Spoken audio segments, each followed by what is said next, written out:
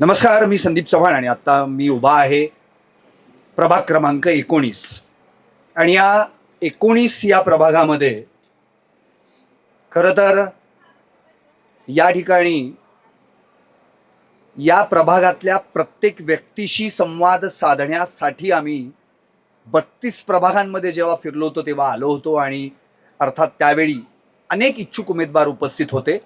पाहता पाहता आम्ही 32 प्रभागांमध्ये फिरलो आणि पिंपरी चिंचवडचं PCMC न्यूज हे 32 प्रभागांमध्ये फिरणारं पहिलं चॅनेल ठरलं. खरं तर त्यातून आम्हाला इच्छुक उमेदवार कोण आहेत हे पिंपरी चिंचवडच्या जनतेपर्यंत पोहोचवण्याची संधी मिळाली. एक वैशिष्ट्य आणखी सांगतो, ज्या 375 जणांच्या आम्ही मुलाखती घेतल्या त्यातल्या 138 जणांना विविध पक्षांकडून उमेदवारी देखील मिळाली. आता खरं तर एक व्यासपीठ आम्ही छोटंसं उपलब्ध करून दिलं होतं आणि निश्चितपणे पिंपरी चिंचवडकरांना त्याचा लाभ देखील झाला. आता मी आलोय या प्रभागात, ज्या प्रभागामध्ये मधू काका हे नाव कुणाला माहीत नाहीये, पण ते का नाव केवळ प्रभागापुरतं मर्यादित नाहीये, तर ते संपूर्ण पिंपरी चिंचवडकरांना माहिती आहे.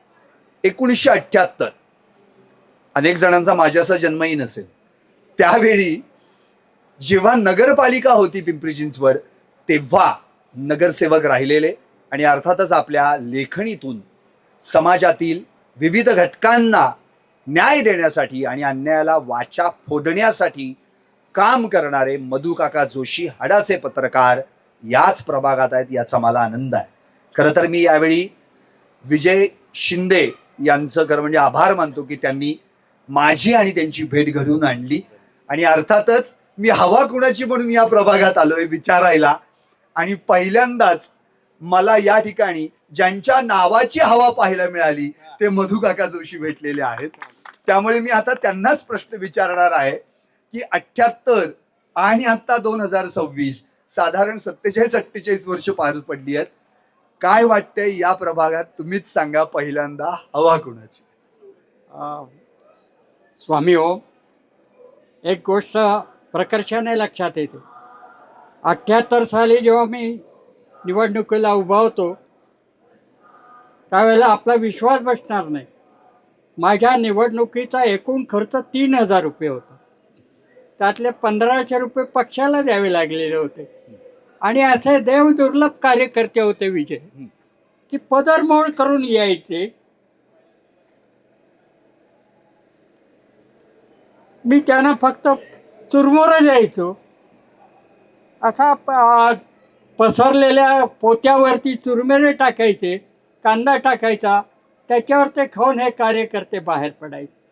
कधी चहाची अपेक्षा नाही, कधी पैशाची अपेक्षा नाही, काही नाही. असे देवदुर्लभ कार्यकर्ते खरं म्हणजे आता कमी झालेले आहेत. एकाच संघटनेकडे ते अजून शिल्लक आहेत नमुन्याला म्हणून का होईना, ते म्हणजे भारतीय जनता पार्टीकडे. आणि त्याचं सर्वस्व श्रेय राष्ट्रीय स्वयंसेवक संघाकडे जातं. संघाचा कार्यकर्ता जेव्हा बाहेर पडतो तेव्हा त्याला इतर कुठलंही डोळ्यासमोर नसतं. जी जबाबदारी दिली आहे ती पार पाडण्यासाठी. आणि विजयचा संघाशी आलेल्या संपर्कातून विजयवरती संघाचे एवढे मोठे संस्कार झालेले आहेत.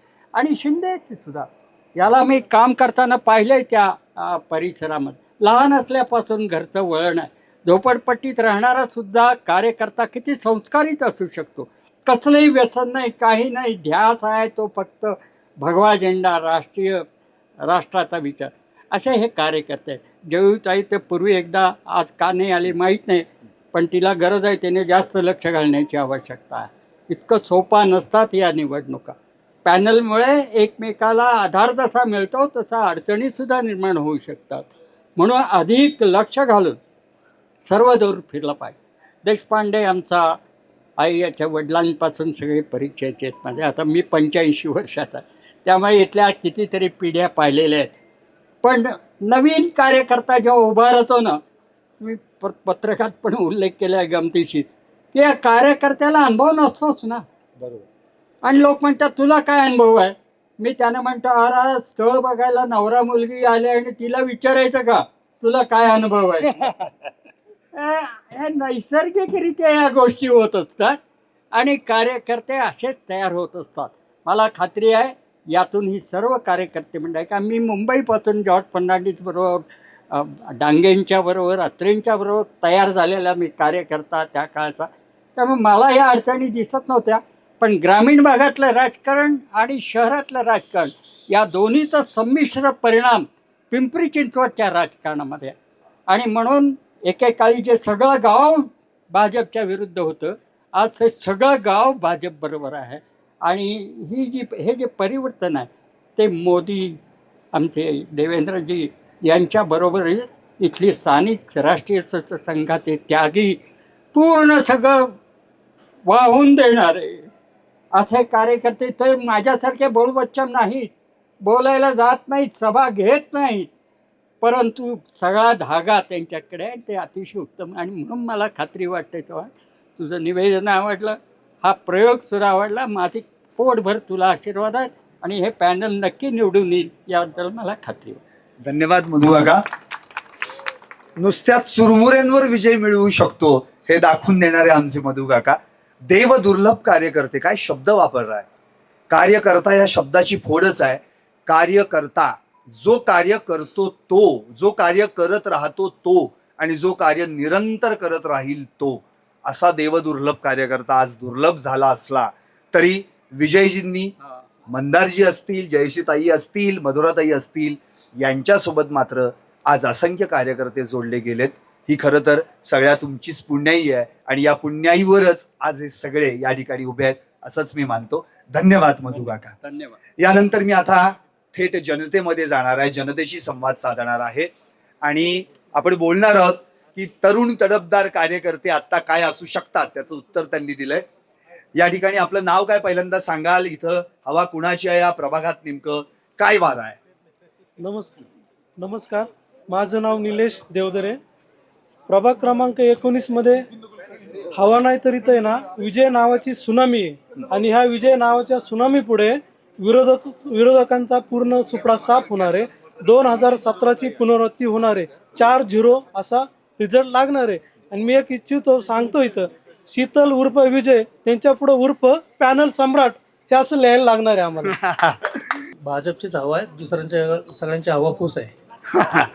तुम्हाला काय सांगता येईल, काय बोल? नाही, भाजपची तर हवा आहे हे काय कुणी याच्यात दुमत नाही आहे. सर्वजण आणि सगळं या देशातील म्हणा, राज्यातील म्हणा आणि आता महानगरपालिकेच्या इलेक्शनमधील म्हणा, भाजप वरपासून खालीपर्यंत आहेच.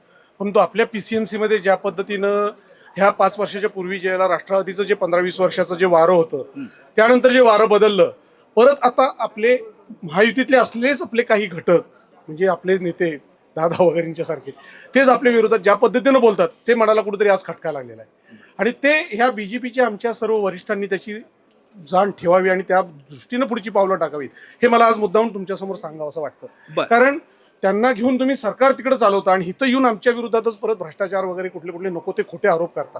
हे आमच्या उमेदवारांना वगैरे धोकादायक घातक आहे ना. ठीक आहे, जनता जाणते हे या शब्दावर आपण सगळं वाहून नेतो, तो विषय नाही आहे. परंतु ह्या गोष्टी कुठंतरी त्याची दखल घेतली जायला पाहिजे असं मला वाटतं. बर, यंदा सगळेच इथं म्हणतात की इथं शीतल उर्फ विजय गोरख शिंदे हेच निवडून येतील. बरं, विजयच का? विजय म्हणजे आता शेवटी हे कशासाठी आहे सगळा हा खेळ? हे राजकारण, हे समाजकारण, हे लोकांच्या जनतेच्या कल्याणासाठीच आहे ना. कारण त्यातूनच सगळी ही डेव्हलपमेंट होत असते, विकास होत असतो. मग त्यावेळेला अशा भाजपसारखी जी काही लोक आहेत किंवा भाजपसारखी जी विचारसरणीचे पक्ष आहेत ह्या लोकांना एक तर बघा, उमेदवार अपक्ष पण निवडून येतात. मग ते तिथं जिथं अपक्ष निवडून येतात त्यांचं काय असतं, ते अपक्षाचं वजन असतं. परंतु ओव्हरऑल आता आपण जर बघितलं तर मेजॉरिटी ऑफ द ओव्हरऑल गल्ली टू दिल्ली सध्या BJPचं जे काही ओव्हरऑल विचारश्रेणी आहे, त्यांची तत्व आहेत, ह्या तत्वाला धरून समाजास त्यांच्याकडे बघायला लागलेला आहे. आणि गेल्या 2014 नंतर जे बदललेलं वातावरण आहे हे त्याला कारणीभूत आहे.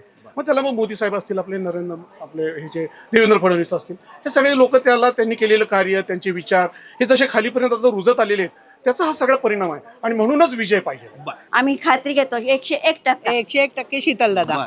या ठिकाणी म्हणजे सगळ्या माता भगिनींना काय वाटते, काय भेट देणार आहात तुम्ही विजय दादांना? विजय दादाला आम्ही त्यांना विजयाचीच भेट देणार. आम्ही त्यांची विजयश्रीचीच माळा त्यांच्या गळ्यात घालणार आहे. हे आमचा वादा आहे दादांना. 19 मध्ये आमचं एम्पायर इस्टेट येतो. आपले शीतल शिंदे याच्या अगोदर पण नगरसेवक म्हणून आमच्याकडे काम केलेलं आहे. आणि आम्ही भाजपाचं हवा आहे एम्पायर इस्टेटच्या परिसरामध्ये सुद्धा. ते जवळजवळ 1600 ते 1800 कुटुंब राहतात आणि त्यांच्याकडनं आम्ही हक्कानी अपेक्षा करू शकतो कामं वगैरे काय करण्यासाठी. आणि भाजपाची हवा आहे मी ठामपणे सांगू शकतो आणि अशीच हवा राहील आणि एकंदरीत आपल्या महानगरपालिकेमध्ये भाजपचीच सत्ता परत येणार आहे एवढं मी सांगू शकतो. त्यामुळे खात्री आहे खात्री तुम्हाला? आहे. आणि इथं भाजपचीच हवा आहे. फक्त माझी अशी विनंती आहे की एक दिवसाआड जे पाणी येतं हां. तो प्रश्न यांनी कायम सोडवावा हां. फॉलोअप करून. बरोबर, नक्कीच. बरेच वर्ष चालू आहे हा प्रश्न. विजयजी या ठिकाणी या प्रश्नाचं उत्तर निश्चितच त्यांच्या कर्तृत्वातून आणि कार्यपूर्तीतून देतील अशी अपेक्षा व्यक्त करतो. आपलं नाव काय? अरविंद पाटील. हां. मी निशिगंधामध्ये राहतो. शीतल शिंदे आणि देशपांडे या सगळ्यांना मी अगदी जवळून ओळखणारा मनुष्य आहे. आजपर्यंत त्यांचे कार्य चांगले, जरी देशपांडे सत्तेवर नव्हता तरी इतर कार्य त्यांनी भरपूर केलेले. त्याच्यामुळे ते काही प्रश्न नाही आहे. चारही उमेदवाराबद्दल लोकांनी जास्तीत जास्त यांना वोटिंग करावं. धन्यवाद. आपण काय बोलणार आहात, काय सांगता येईल? एखादा प्रश्न जर विचारला मी आता, हवा कुणाची आहे तर काय सांगता येईल? निश्चित भारतीय जनता पार्टीचं पॅनल अवॉर्डात निवडून येईल. या ठिकाणी आपण ज्यांच्याशी संवाद साधला त्यामध्ये अनेक जणांनी म्हणजे जवळपास 100% जणांनी या ठिकाणी विजय शिंदे आणि त्यांच्यासोबतचं असलेलं पॅनल म्हणजे भाजपाचं हे या ठिकाणी 100% निवडून येतील आणि हवा भाजपचीच आहे प्रभाग क्रमांक 19 मध्ये असं म्हटलेलं आहे.